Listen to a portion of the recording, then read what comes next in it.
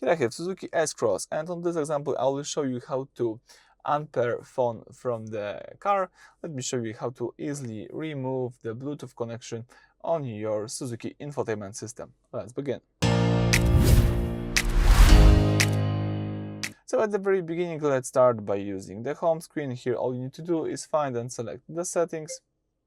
From list of settings, choose here almost the last option on the left with the phone icon. This is the connected device settings. Let's choose here the first option, which is the device list. And under device list, you've got the list of connected phones, of connected devices to this car.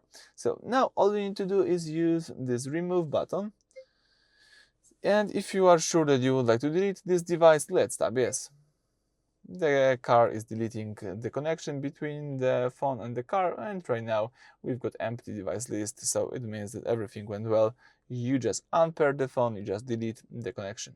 So that's it for this video. Thank you for watching. Please subscribe to our channel and leave thumbs up.